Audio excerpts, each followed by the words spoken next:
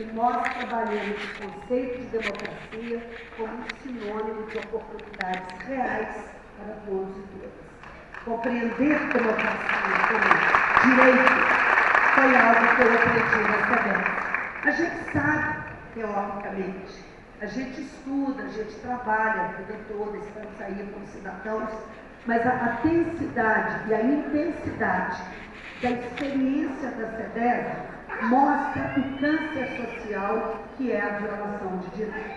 Então, a SEDES me preparou mais do que qualquer outra coisa na minha vida para o cargo que eu estou ocupando agora. E a outra aprendizagem intensa que eu tive nesses 2 anos e 9 meses, e tenho a certeza que o que eu vou dizer agora é absolutamente sincero, foi a convivência com você. O que eu aprendi sobre direitos, sobre as APAES, sobre o que nós temos que fazer por obrigação, não por concessão ou condescendência, para as pessoas que precisam desses serviços especiais, da educação especial, embora eu já incluísse, embora de alguma forma eu já soubesse, mas eu aprendi vivencialmente na convivência com essa pessoa maravilhosa. Eu tenho a honra de ter conquistado como amigo, e ele também me conquistou com a sua esposa, todo mundo que trabalha ao lado dele, Pedro Carlos, Sérgio, todos eles. Então, realmente, eu aprendi uma coisa muito simples nos primeiros embates da secretaria com o deputado Eduardo. Eu aprendi que o Estado não pode conceber uma política pública sem parceria. E quando o Estado como não governo, o Estado, como força pública, como ente público, tem a sorte e o privilégio de poder contar com uma rede como são as nossas APAES de Minas Gerais, e certamente isso se repete nos demais estados da federação, mas a nossa realidade é a daqui de Minas. Se um governo tem essa sorte e este privilégio, não pode se dar ao luxo de prescindir deste privilégio. Então, eu entendo quando o Ministério Público, quando o Ministério da Educação radicalizam o discurso sobre educação inclusiva, mas não é o meu discurso. Eu entendo que preciso construir um ponto de equilíbrio entre o Estado como ente público com a responsabilidade pela educação, monitore e acompanhe, mas também crie condições para que o trabalho das APAES, que é essencial e é complementar, enriquecendo o trabalho do Estado, possa nos permitir, em conjunto, atender a quem precisa, servir a quem precisa. Muitas vezes me disseram lá na secretaria, e com a melhor das intenções, e com rigor técnico e ideológico, precisa haver sensibilidade também. Muitas vezes me disseram que é o Estado que tem de atender a todos, só que o Estado não atende a todos. E se o Estado não atende a todos, tem de ter respeito e humildade de dar as mãos a quem está também atendendo. Essa é a minha posição. E eu disse a meus colegas, não me preocupam os milhares que as APAES estão atendendo. Junto com as APAES, eu me preocupo com os milhares que nenhum de nós está atendendo. Porque a invisibilidade de tantos precisa ser revertida e juntos nós precisamos atender a todos. Claro que esta posição não pode desobrigar o governo, aí já não é mais o Estado, mas o governo de fazer o que tem de fazer. Nenhuma escola pública tem o direito de não receber. Nenhuma escola pública tem o direito de dizer que não tem condições. Não pode haver obstáculo, tem de haver pessoal. Temos de nos preparar, mas temos que receber e acolher, e temos que fazer o que for necessário. Mas eu respeito a decisão das famílias. Eu acho que todos temos que estar juntos, não estamos em campos opostos. E eu falo isso com muita tranquilidade, porque isso eu aprendi com você. Essa posição, ela não caiu de alguma maneira, ela foi construída na convivência com a Federação das APAES, com o Sérgio, com toda a equipe, mas muito particularmente através do que eu aprendi com o deputado federal Eduardo Barbosa. Considerar na revista Veja, e isso não é pouca coisa, o melhor parlamentar, o mais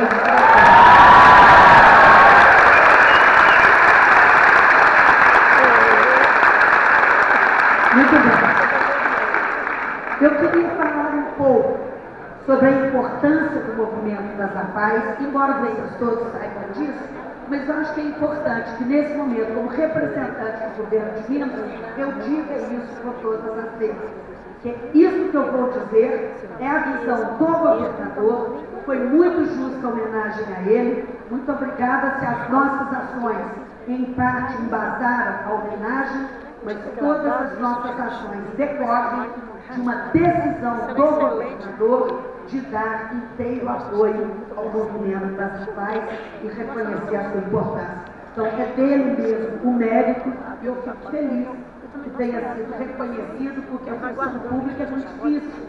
Não é? A pessoa faz, e todo mundo critica aquilo que não foi feito.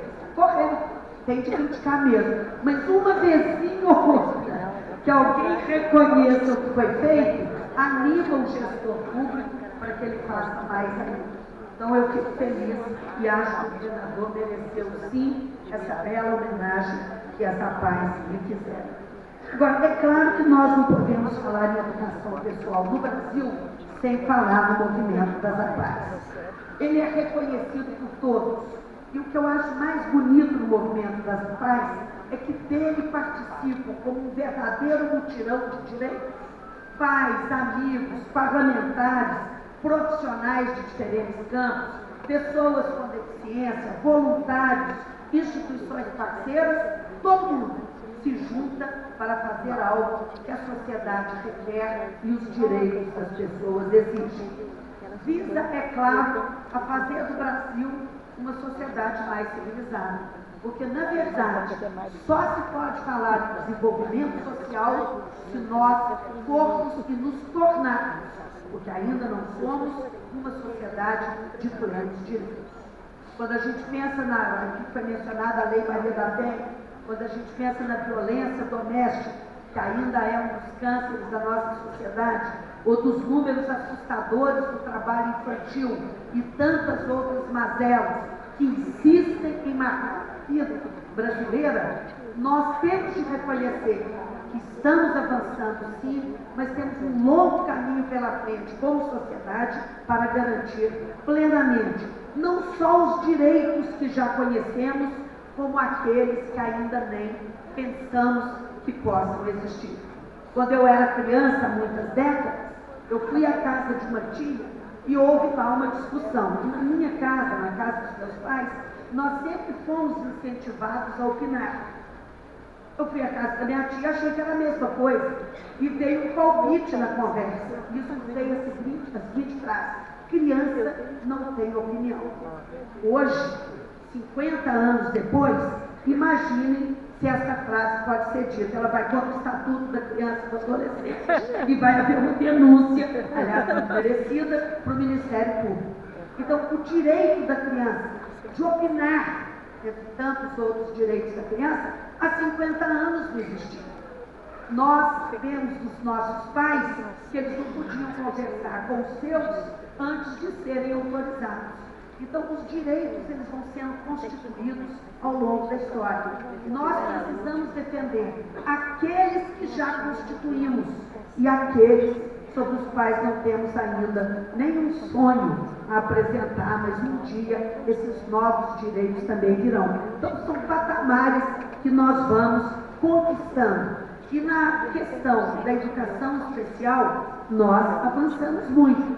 E as APAES são, talvez, o instrumento mais importante que tem o país para garantir esse avanço. Não é a política pública que puxa o avanço, são os movimentos sociais organizados. E os governos precisam desenvolver boa escuta para que a política pública acompanhe as demandas e expectativas da sociedade. Então, sem nenhuma intenção de agradar ninguém, mas reconhecendo a verdade, as APAES são o porta-bandeira que tem levado a política pública de atenção às pessoas que requerem a atenção especial são as APAES que têm puxado com força essa bandeira tão essencial para a consolidação da democracia e da cidadania no Brasil. E no caso da educação e do papel da educação especial dentro do complexo de atenção às pessoas que têm as necessidades especiais, que requerem as atenções especiais e que têm de ser coautoras disso, não podem receber de nós, porque não são outros no sentido de nós e eles. Estamos juntos, precisamos construir juntos. A escuta tem de ser permanente. A educação comum tem de estar em parceria com a educação especial para que uma enriqueça a outra. Não apenas para atender a pessoa que precisa da educação especial, mas para que a educação comum seja melhor, para que as crianças comuns entendam a diversidade, a diferença, a alteridade e se construam como cidadãos melhores por isso, com isso e para isso.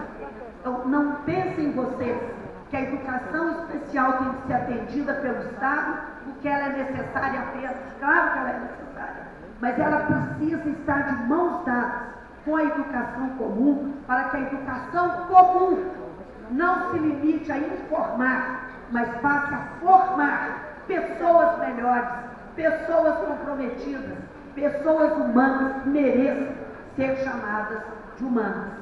E todos nós temos que dar a nossa contribuição. Não basta a retórica, é pelo exemplo, é no cotidiano, é no dia a dia que nós formaremos juntos melhores cidadãos. Nós mesmos seremos melhores cidadãos e nossas crianças e jovens, em todas as escolas em que sejam especiais ou comuns, serão melhores cidadãos, porque aprenderão a conviver, a respeitar e a amar a diversidade da nossa humana condição. Isso, para mim, é a maior lição que uma escola pode passar ao mundo. É claro que nós podemos nos remontar a tantos momentos importantes da história das APAES. Nós podemos nos lembrar, por exemplo, da primeira sociedade Pestalozzi em Belo Horizonte, que era quase apenas um consultório médico psicopedagógico para atender as crianças e suas famílias.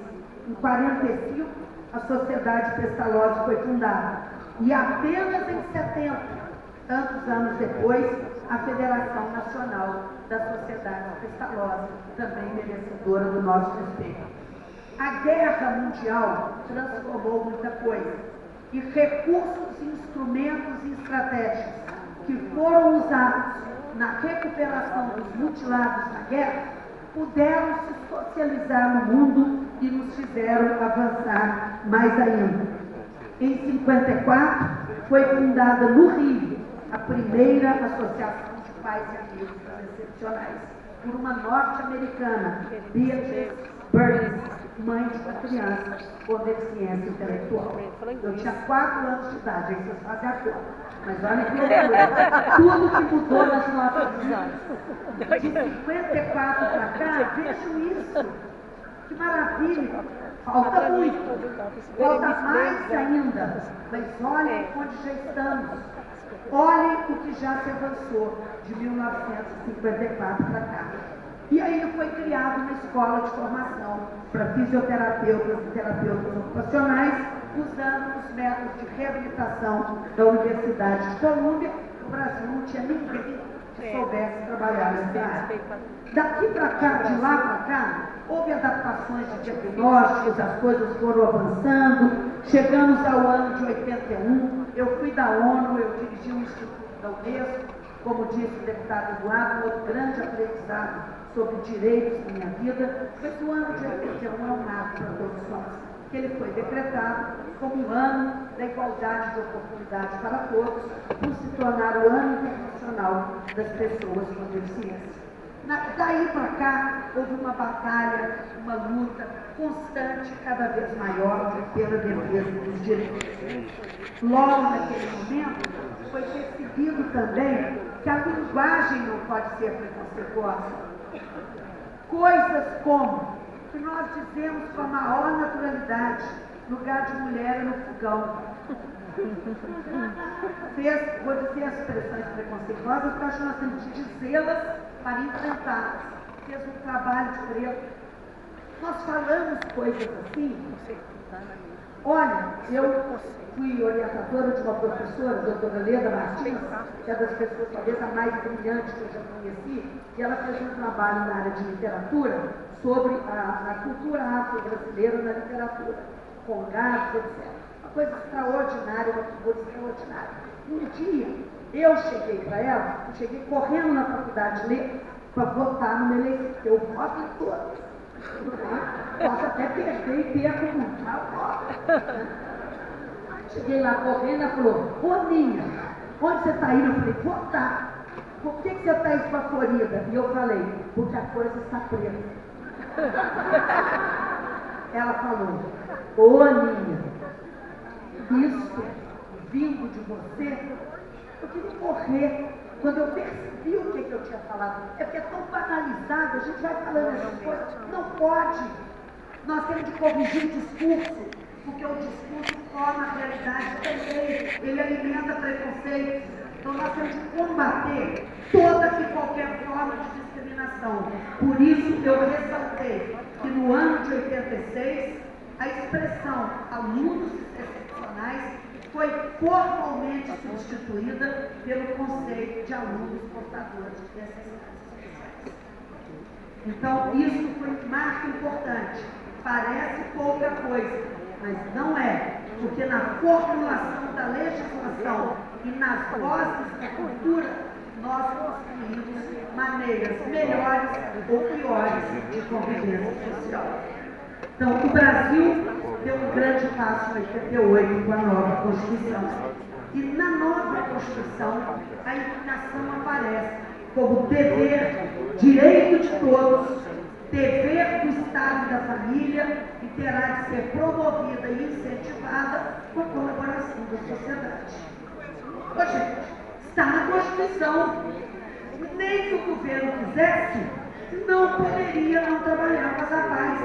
A Constituição exige que se fale com a educação da sociedade. E é óbvio que a sociedade é feita de indivíduos e de formas organizadas e coesas de atuação.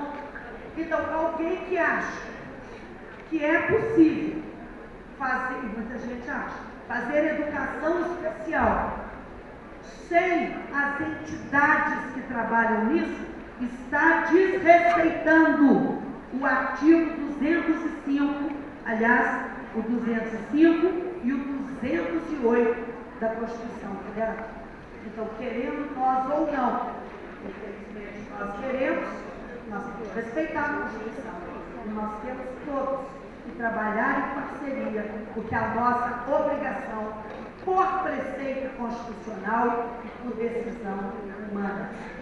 A Constituição precisa ser seguida.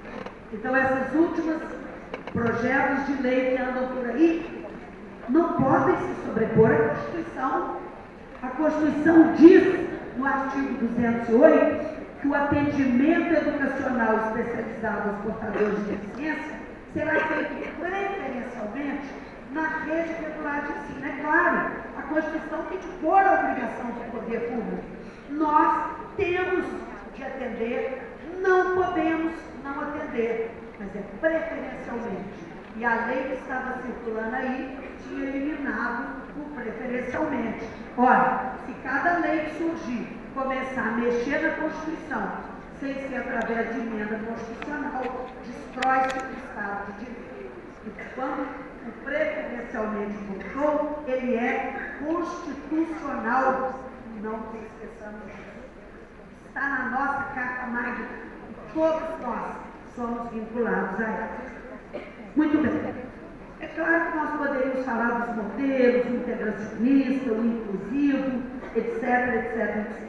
Eu acho que todos nós concordamos que o modelo inclusivo é muito importante. Ninguém pode ficar de fora da escola. Mas eu entendo escola como a escola comum e a escola de educação especial, seja ela da rede pública, seja ela das AFAES ou entidades congêneres devidamente qualificadas. Eu não acredito na educação inclusiva, me desculpe a expressão de gíria, que chute o balde. Eu acho que nós temos realmente de entender a inclusão como um princípio e um direito, e utilizar todos os nossos instrumentos para que o direito se concretize. Vamos pensar, por hipótese, que a Secretaria de Estado aqui de Minas, ou qualquer outro estado, né, chegasse à seguinte conclusão. Quase que chegar, né? Não aqui, mas lá. Não precisa ter a... Nós não vamos conseguir fazer educação inclusiva. Não há nem espaço físico para receber todo mundo de uma vez só. E, além disso, nós não estamos praticando a inclusão plena porque milhares de brasileiros não estão tendo nenhuma educação especial em lugar nenhum. Muitos deles estão vindo pela família e nós, no poder público, incapazes de dar visibilidade. Esta é a nossa primeira tarefa como governo. Nós temos de procurar dar visibilidade. Olha, não é fácil não. Eu vou dar um outro exemplo de um outro grupo totalmente invisível. Esteve comigo a semana passada um promotor que trabalha com os direitos das comunidades ciganas, os povos ciganos. E ele veio discutir comigo se nós temos alguma política dos povos ciganos. Para minha sorte, eu fiquei uma beleza na foto, porque com a minha educação da CETES, eu aprendi que é preciso olhar os desiguais com desigualdade para que eles possam se tornar iguais. Se eu tratar todo mundo do mesmo jeito, eu consigo a desigualdade. Eu tenho que ter medidas desiguais para superar as desigualdades. Muito bem, eu já aprendi. E há um mês eu tinha dito, eu quero saber como que nós estamos atendendo as crianças dos povos ciganos. Não sabemos. A criança chega na escola, os pais não dizem que ela é cigana por causa do preconceito. As comunidades são nômades. Existem alguns acampamentos em alguns lugares, e eu imagino que as crianças daqueles acampamentos, que são mais permanentes, estejam na escola. Ninguém sabe. Eu não sei quantas crianças são, não sei, como secretário de Estado, não sei onde estão. Liguei para as secretarias municipais de educação dos municípios onde há acampamentos, eles me falaram, meninos ciganos? Não estou sabendo, não. Mas nós estávamos levantando, a partir do IBGE, vocês não imaginam o trabalho que está sendo para dar um mínimo de visibilidade. Então, é um trabalho árduo que todos nós, brasileiros, mineiros, temos de fazer. A nossa primeira tarefa é tornar visíveis todas as pessoas para que seus direitos possam ser, então, respeitados. Mas se nós nem sabemos onde estão, quantos são, que idade têm, onde moram, como é que eu posso pensar que estou fazendo educação inclusiva como política pública? Nós estamos tentando fazer uma educação com um conceito de inclusão, tentando, avançando, caminhando, mas estamos muito longe de chegar onde temos de estar. Mas há alguns princípios que nós já consideramos consensuais.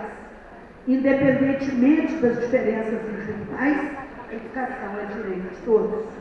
A escola tem que se adaptar às especificidades dos alunos, e não os alunos às especificidades das escolas. Parece óbvio, não é nada óbvio. O ensino tem que ser diversificado. Precisamos convergir para espaços comuns a todos e precisamos garantir, como sociedade, direitos e oportunidades a todos, para que cada um se desenvolva no limite máximo de sua potencialidade. Eu tenho usado como exemplo, eu sou defensora de política de cotas. não pela vida inteira, e principalmente cotas sociais, mas acho que elas devem refletir os segmentos demográficos de cada local. Mas, de qualquer maneira, sou extremamente a favor de cotas sociais. E o exemplo que eu dei o outro dia, e nós conversamos sobre isso naquela nossa reunião em Brasília, vale aqui para o nosso tema de hoje também. Eu entendo que educação teria de ser como uma piscina olímpica. Você para na piscina, ao lado da piscina, antes de pular, e você vê que cada atleta está em pé no mesmo ponto, numa linha exata, em que ninguém pode estar um passo à frente. Quando for dado o sinal de partida, todos os atletas vão pular na piscina, e cada um deles vai nadar em uma raia.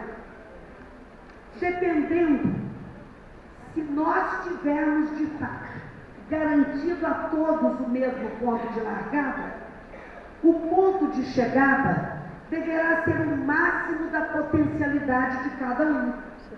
Eu não tenho que comparar um com o outro na vida. Eu tenho, como sociedade, é que garantir igualdade na largada, para que a chegada possa ser construída no máximo do potencial de cada ser humano. Se nós fizermos isso, teremos praticado a verdadeira inclusão. Se nós não fizermos isso, estamos brincando com uma retórica falsamente inclusiva. Então, nós, com a Universidade, com a Federação das Rapazes, fizemos um trabalho nesses 2 anos e meio. E quero dizer que ele não foi um trabalho sem dificuldades. O primeiro ano foi extremamente tenso. Nós tivemos de ter embates em que eu mediava. Imagina, eu sou italiana, diz o governador que eu sou uma força da natureza, eu acho que não é elogio. E eu sou meio brava, não vou conseguir namorado no governo de jeito nenhum. Porque a primeira reunião ele falou, a Lúcia é bravíssima, viu gente? Aí tem um lado, como o povo faz o que eu quero, eu estou morrendo de medo, mas o ruim, o mercado está péssimo, não vai ter jeito não, porque eu não sei. Mas eu era mediadora. Imagine, foi a única vez na minha vida que eu era a mais serena de todos lá na sala. Mas eu contava até 10, tomava Rivotril na veia. Mas não era por causa das rapazes, não. É porque o meu povo era tão mal-humorado, porque muito bem intencionados, muito sólidos tecnicamente, mas tem de olhar para a vida real. Não pode trabalhar só com as teorias, tem de ter teorias e referências. E temos de debater intelectualmente. Mas todos temos de aprender a ceder e temos de nos encontrar no meio do caminho. Vou contar uma historinha do meu pai, já contei para vocês, ele era muito engraçado. Ele era muito pobre. Meu avô era analfabeto, imigrante italiano, e meu pai foi estudar de graça no seminário de campanha, onde ele, menino de 6 anos, que nos anos posteriores, era guia do fônego, que era cego, para poder estudar, porque meu avô era colono de fazenda. Papai foi a primeira pessoa da nossa família que teve um diploma de curso superior. E a filha dele foi reitora na universidade onde ele se diplomou. Isso mostra que a gente pode crescer. Eu fico muito honrada pela história da minha família e as condições que eu tive, que ele valorizava muito o trabalho, a parte intelectual. Mas ele era, além de muito sábio, um homem muito engraçado. E ele contava que no seminário de campanha tinha os filhos dos fazendeiros ricos e tinha ele, pobrinho, e os outros pobrinhos. Então os ricos recebiam caixas de goiabada, lembra aquelas coisas de mãe do interior, as donas das fazendas? E os pobrinhos, coitados, não recebiam nada, mentira. Então, eles pediam para o rico um pedaço da goiabada cascão. E era uma caixa de madeira que puxava a tampa, e a tampa não se engastalhava. Ela travava no certo ponto. E o riquinho não dava goiabada para eles. Aí o papai contava para a gente que dizia para eles, sabe, no meio nós encontramos. E aí o menino foi comendo a goiabada dele. Quando ele chegou no meio, não tinha mais nada. Seu papai tirava a tampa, botava a goiabada pelo outro lado, e esse menino ficava, mas ele se protegia, esse louco pra... Olha,